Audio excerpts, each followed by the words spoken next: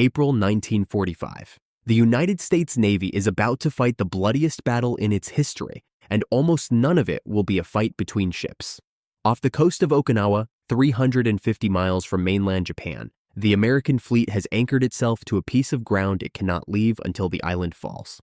Over the next 12 weeks, roughly 1,500 Japanese aircraft will fly one way toward that fleet with no intention of returning. 36 American ships will go to the bottom. 368 more will be damaged. 4,907 American sailors will be killed, more than the Navy lost in any battle before or since. The men who suffer worst are the ones stationed farthest from help. 16 radar picket stations ring the island, small groups of destroyers parked in open water 20 to 70 miles out, whose job is to see the raids coming and warn the fleet. Their reward is being the first American ships any incoming pilot encounters, and these pilots have been trained to attack the first thing they see. 11 destroyers on those stations will be sunk. 63 more will be wrecked. Now change one thing. On the 1st of April, at Radar Picket Station One, the northernmost and most exposed position in the ring, a guided missile cruiser takes up station 81 years out of her own time. 9,600 tons, a crew of roughly 330, and a combat system built for one problem above all others: a very large number of aircraft trying to hit a ship. Painted on her stern is the name Bunker Hill. That name matters because there is already a ship carrying it in these waters. The aircraft carrier USS Bunker Hill, flagship of Task Force 58, is operating east of Okinawa right now, and on the 11th of May, 2 Japanese pilots are going to find her. The 2 ships have an appointment. Hold on to that. Her radar is 4 fixed arrays built into the superstructure, watching every direction at once, tracking hundreds of contacts simultaneously out past 200 miles. Underneath it runs Aegis, a combat system designed during the Cold War to fight entire Soviet regiments of anti-ship missiles arriving at the same moment, which is a harder version of the problem the Japanese are about to present. She carries 122 vertical launch cells, and there is a piece of history in that number, because this ship was the first vessel in the world to go to sea with a vertical launch system. Loaded for air defense, those cells hold long-range standard missiles, and evolved Sea Sparrows packed 4 to a cell, something in the neighborhood of 250 interceptors. 2 5-inch guns, 1 forward and 1 aft. 2 phalanx close-in systems, radar-directed Gatlings throwing 4,500 rounds a minute at whatever survives everything else. Then there is the part that appears on no specification sheet. This crew knows the campaign. They know the 10 mass attacks the Japanese will call Kikusui, the dates, the approach corridors down from Kyushu, the tactic of coming in at wave-top height to hide in sea clutter. They know that the thing which killed American sailors here was not enemy skill, but arithmetic, a defense forced to solve too many problems in too few seconds. They are the first ship in this war that can see the arithmetic coming. Underestimating the Japanese is the fastest way to get this wrong. The man running these attacks is Vice Admiral Matome Ugaki, commanding the 5th Air Fleet from Kyushu, and he is not spending his pilots out of fanaticism. He is doing mathematics.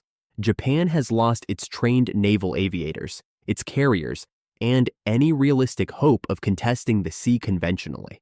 What it still has is airframes and volunteers. Ugaki has worked out that a pilot who does not need to survive and does not need to hit anything smaller than a ship requires a fraction of the training of one who does. His doctrine converts an Air Force Japan can no longer sustain into a weapon it can still deliver. The attacks come in waves named for the floating chrysanthemum, 10 of them between April and June. The first arrives on the 6th of April, when Japan dispatches 355 suicide aircraft and 341 conventional bombers on a single day. They come in packs from several bearings at several altitudes, timed to arrive together. Against 1945 defenses, this works savagely well. A destroyer's gun directors can handle a few targets at once, and 20 aircraft attacking from all quadrants will overwhelm any ship afloat that year. On the 16th of April, at this exact station, 22 of them broke off to attack one Sumner-class destroyer named Laffey. Her crew fought for 80 minutes. 4 bombs and 5 aircraft hit her. 32 men died, and she stayed afloat, which was the most anyone managed that day. Here's where the scenario turns, and it does not turn the way people expect. A cruiser with 250 missiles cannot personally destroy 1,500 aircraft. Anyone doing the division sees that in a second. Her real weapon is the picture. The American fleet in 1945 already understood the answer to the kamikaze. Kill them far out, with fighters, before they reach the ships. By the middle of April, the picket stations carried embarked fighter director teams whose entire job was vectoring Hellcats and Corsairs onto incoming raids. The fighters were never the shortage. The Navy had hundreds of them, flown by the best-trained pilots in the Pacific. The shortage was information. Radar in 1945 went blind at low altitude, drowned in returns near land, struggled to separate friendly aircraft from hostile, and could support only a handful of intercepts at a time. Raids appeared as a smear of contacts at 17,000 yards, minutes from the ships, with no time left for anything except shooting. The cruiser removes that one limitation and changes nothing else. She watches the raid assemble over Kyushu. She counts it, sorts it, tracks every aircraft in it as an individual target, and hands the fleet something it never possessed on any day of this campaign: 2 hours of warning and an exact number. The fighter directors aboard now put combat air patrols onto specific groups at specific altitudes 100 miles out over open water, with fuel enough for repeated passes. Veteran pilots with perfect information turn the approach corridors into a running massacre. The 355 aircraft of the 6th of April do not disappear. They arrive at the picket line in ones and twos, dismantled across an hour of pursuit instead of converging on the destroyers all at once. One ship does not fight 1,500 kamikazes. She multiplies every fighter, every gun director, and every lookout in the 5th Fleet. Aircraft still get through, and she has to deal with them herself. The ones skimming the water are the hardest targets she owns, buried in sea clutter, appearing late even to her. Against a group that reaches 20 miles, the sequence compresses into something mechanical and brutal. Standard missiles outbound, Sea Sparrows for whatever keeps coming, 5-inch fire.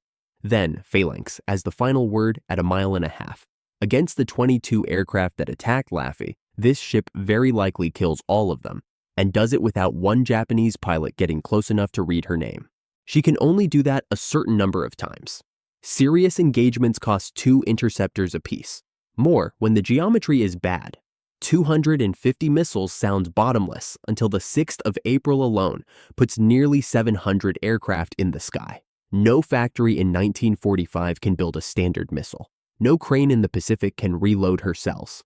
Every launch is permanent subtraction, and somewhere in the middle of May, she stops being a missile ship and becomes an extraordinary radar with 2 guns. She can also only be in one place. 16 stations ring Okinawa, and she holds one of them. Her picture helps every other station, but the leakers that slip past the fighters still fall on ships that cannot dodge. And she is vulnerable in a specific way the old destroyers were not.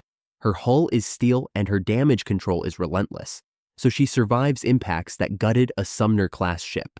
Her radar arrays are mounted flat on the superstructure, and a single aircraft striking there blinds her permanently. The most valuable thing aboard is the most exposed thing aboard, which brings the campaign to the appointment. Kikusui No. 6 comes down on the 10th and 11th of May, and the aircraft carrier Bunker Hill is at the end of 58 consecutive days of combat operations. Her deck loaded with fueled and armed aircraft. Historically, 2 Zeros came out of low cloud with almost no warning. The first put a bomb through the ship and crashed into the flight deck. 30 seconds later, a second pilot, Ensign Kiyoshi Ogawa, dropped his bomb into the fires already burning and flew his aircraft into the island structure. Close to 400 men were killed or went missing. 264 more were wounded. Admiral Mitscher shifted his flag to Enterprise, and the carrier limped to Puget Sound and never flew another combat mission. In this version, the 2 Zeros are contacts on a display 70 miles out, called as a pair of low flyers on a specific bearing, handed to a division of Corsairs already airborne and already pointed at them. Whether the fighters get both is not certain. What is certain is that neither pilot arrives unannounced, which is the only reason they succeeded in the first place. The cruiser named for the ship is, for one morning, the reason the ship keeps her men. Okinawa still falls on the 22nd of June. The island had to be taken. The invasion was going to happen, and one warship does not redraw the Pacific War. Japan still runs out of aircraft, pilots, and fuel on roughly the same schedule, and Ugaki still flies his own last mission in August. What changes is the ledger. A campaign that historically killed 4,907 American sailors becomes one where the fighters get hours instead of minutes, and the raids come apart far from the fleet.